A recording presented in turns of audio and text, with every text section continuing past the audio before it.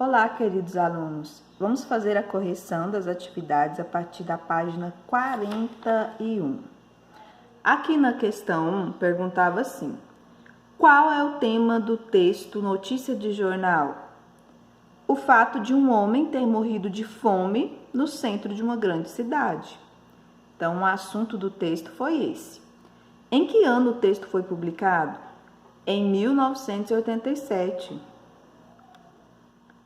A questão 3. O tema do texto permanece atual? No caso, essa crônica ela fala de desigualdade social, o que é ainda uma situação atual no país, infelizmente, né? Por que o texto tem esse título? O cronista toma ciência do fato por meio de uma notícia publicada no jornal. Por isso que ele colocou notícia de jornal. 5. Nesse texto, a expressão morreu de fome foi repetida várias vezes. Qual era o objetivo dessa repetição? Produzir ênfase e acentuar o fato de o homem ter morrido de fome em meio a muitas pessoas que poderiam tê-lo ajudado. Mas não o fizeram, mesmo diante da abundante oferta de alimentos, aos quais não teve acesso por sua condição social. 6. O texto expõe a reação da sociedade diante do fato narrado. Você vai registrar trechos do texto que revelam essa reação. Então, aqui tem vários, ó. A reação é de indiferença e negligência, né? Mencionadas no texto por expressões como sem socorro, permanecendo na calçada durante 72 horas.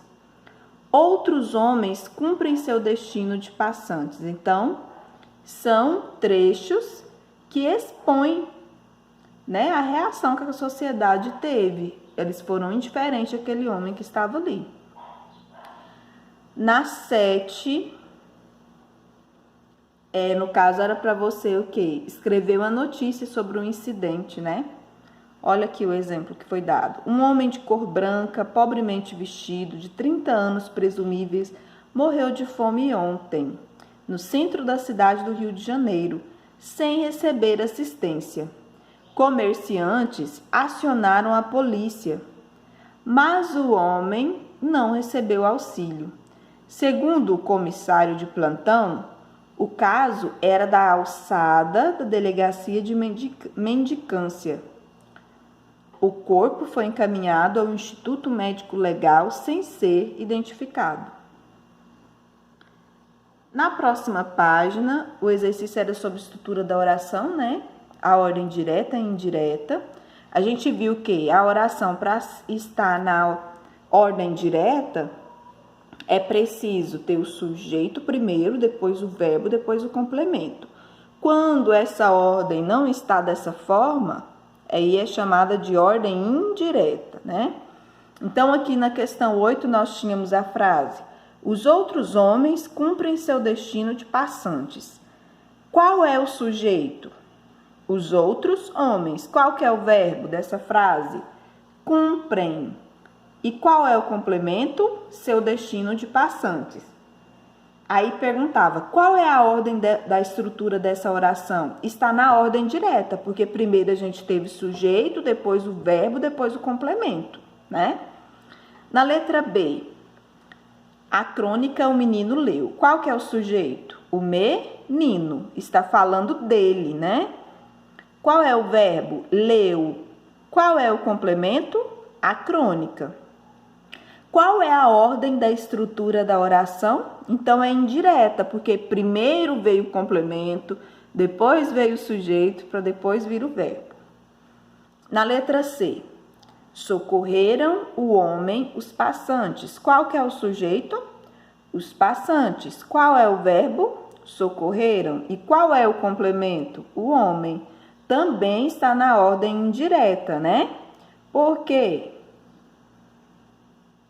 Olha só, o verbo veio primeiro que o sujeito de novo, né? Então, aqui a gente percebeu que está na ordem indireta também.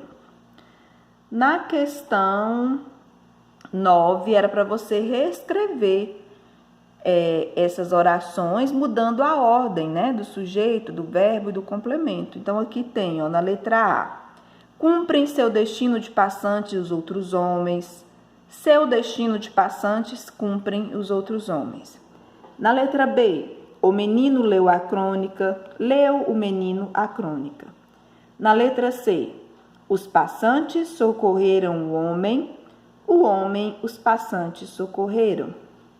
Na questão 10, pessoal, né? Você colocaria uma frase de notícia, escreveria aqui nesse espaço e colocaria qual que é o sujeito, qual que é o verbo, qual que é o complemento, né? E diria aqui, ó, se a estrutura é ordem direta ou indireta. Depois reescreveria essa oração, mudando a ordem, que nem você fez na questão 9. Então, esta é uma questão pessoal, certo? Até a próxima!